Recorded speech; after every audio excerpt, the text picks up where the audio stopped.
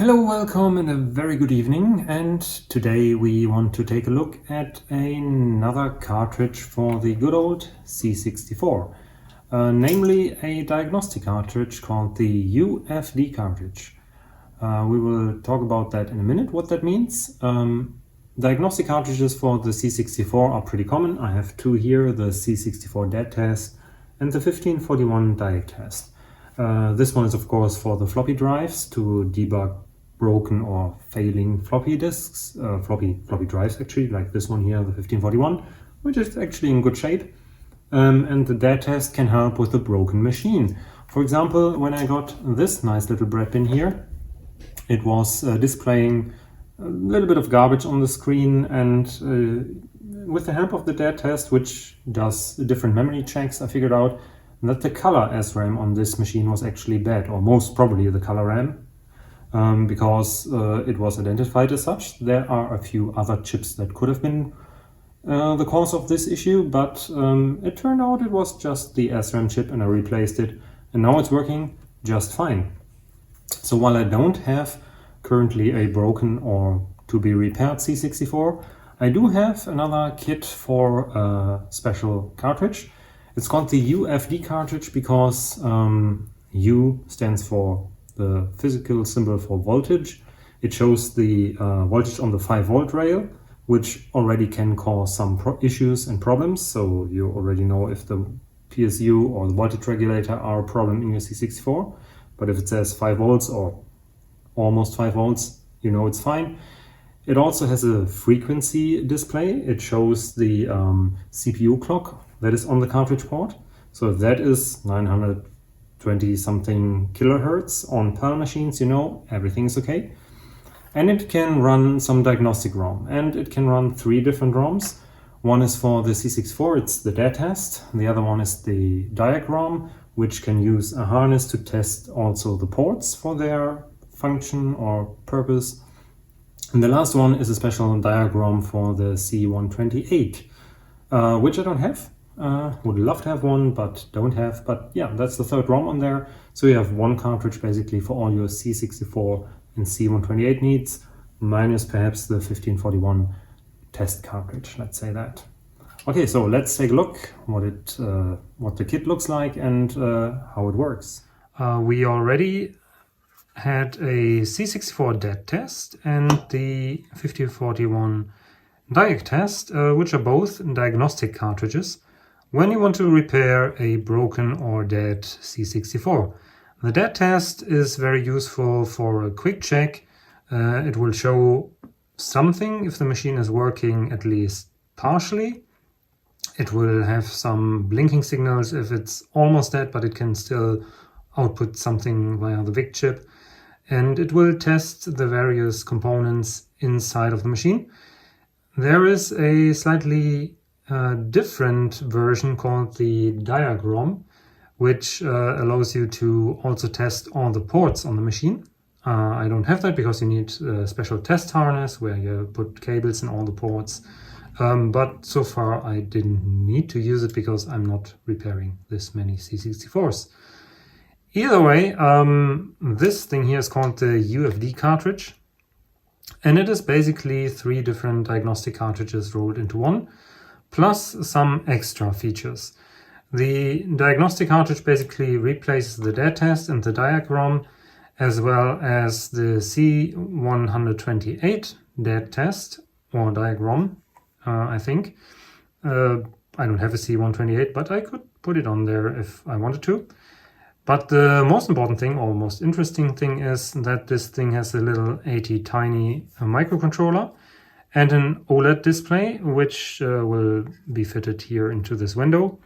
And this will show both the clock frequency of the CPU and the voltage that the cartridge receives. So you can very quickly diagnose if there is any clock being generated. Otherwise, you have to look at the clock generating circuit, which is either a bit more complex or one chip basically that you have to replace. And also if the voltages are good without having to probe with the multimeter. So a very quick and dirty test. If the basic functionality basically for booting up the C64 is there. So we're gonna solder this little thing The EEPROM here for the Diag ROMs and the ATtiny is already flashed, but if it's not that hard. If you have something like TL866 Mini Pro, or if you don't have that, there's also an SIO interface here, so you can use any USB adapter, something like that. Okay, let's go and assemble this.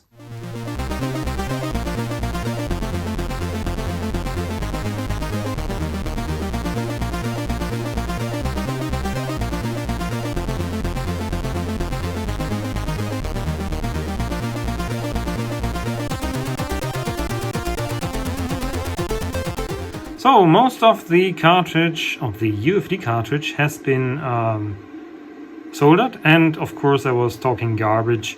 This does not come with a header for programming the ATtiny.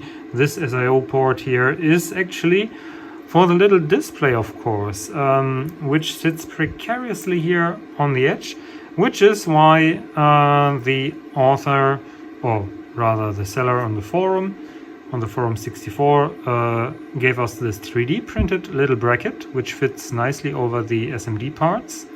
So we will, in a minute, glue this down with a dab of super glue, and it will support the display like this, roughly. However, I think we need to resolder the pin header here a little bit, because it got slightly slanted and there's really not much space here to fit everything. So I'm gonna desolder with my desoldering gun very quickly, and then we can try again, which is no biggie. That's exactly why we have these kinds of tools.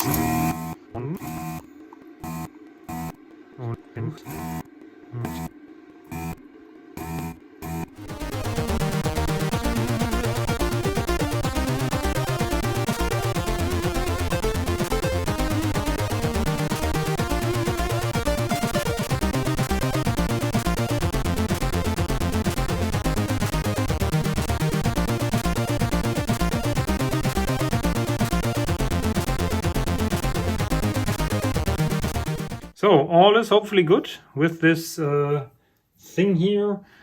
The UfD cartridge, everything is in place. The little blue placeholder is also there. This is the switch. I'm not sure which setting is which ROM, but we will figure it out. And this is a reset switch. Let's hope that everything works. This is the cartridge. Let's see if we can make this fit. Yeah, this looks good. The switches actually fit in here pretty nicely. This has to align with the hole. So this is obviously a 3D printed case, and I'm not yet gonna peel off the tape on the display, just to be sure if maybe we need to redo that. And I'm gonna borrow a little screw from my 1541 drive, if that actually works. Might be that it's a little bit too small. Yeah, I think this won't hold. I think I need a bigger screw. One moment, please. So, it sort of fits. I'm not super happy with the case, because I think it's a little bit warped. Might be due to the print. But we can try it out now. So let's pick up one of the C64s and let's try it. So here goes nothing. We have the C64 on capture. The cartridge is slotted in. I'm not sure which ROM is selected. It's in the rightmost position. So let's turn it on. And it says 5.02 volts, 985.26 kilohertz. And yeah, the basic screen came up, which means we didn't have any ROM selected, it seems. So, but everything seems good. So the 5-volt rail looks good and everything else as well. Let's switch to the next position.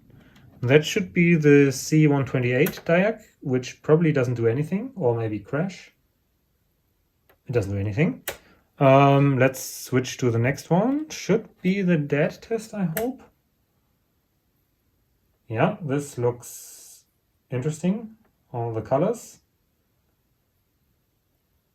but nothing else. Ah, here it comes. Okay, it's really the Deadtest. It's Kinsey's version number 6, who is a user on the forum 64. He improved on the regular Deadtest, and it's now testing the 0 page, the stack page, the screen RAM, and so on. I think it's safe to say that it's working fine. I do like the thing here. It dropped to 4.99 volts in between, now almost at a steady 5.0 volts, which means that my brand new power supply here seems to be working fine, which makes sense. And this here should be slightly higher on NTSC machines than 985 kilohertz, because PAL machines run a little bit slower. Okay, so the Deadtest is working. Last check if the last position, do I have a last position? Oh, actually not. I think I only have 3 positions. Okay, which means that only one of my ROMs is working. Maybe I assembled the ROM file. Oh, look at this, a fly. The ROM file incorrectly. But at least the Deadtest is working, which is what I need the most, basically, because the Diag ROM basically is of no use without the Diag harness, which I don't own. So yeah, the Deadtest is fine. I could put probably something else on here, but I definitely need to check what's happening here. Okay, the reset seems to work. It's still color cycling, although the screen RAM is garbage.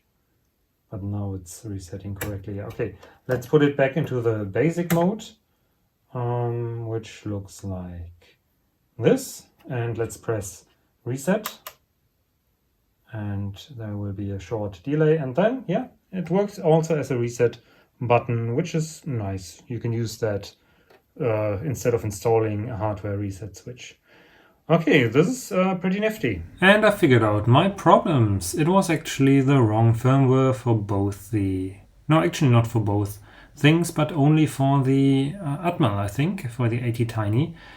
But now the Forum 64 thread has the right links to the right firmware. And yeah, you can download it. It's linked in the video description.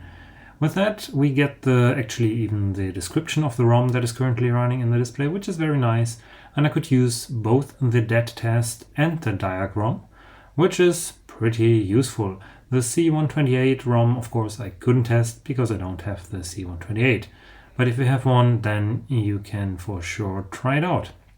So all in all, I think this thing was a great success. And yeah, I will be using it whenever I have a broken C64. So that's the UfD cartridge. Do I like it? Very much so. I think it's a very useful addition. If you already have the Deadtest, it might not be really necessary. But if you don't have a test cartridge yet, but have a broken or plan to buy a broken C64 and want to debug it, this is definitely a good way to go, because even without a multimeter or oscilloscope, you can already see 2 very important data points, namely the frequency and the 5-volt rail, right on this cartridge, and you can run different diagnostics, which is absolutely useful, especially if you are if you don't have that many tools. I will put a link to the thread on the Forum 64 in the video description. Although it's a German forum, you can probably use Chrome's translate function or something like that to find your way around that. Also to find the Gerber files for your own self-assembly. Maybe they will be for sale at some point, I don't know. But I got mine here, so yeah, definitely recommend it. But that's it for today. Please share, like and subscribe as usual. If you want, you can also support me on Patreon, Ko-Fi and PayPal, whatever. Everything's down in the description. Otherwise, just leave a comment and see you in the next video.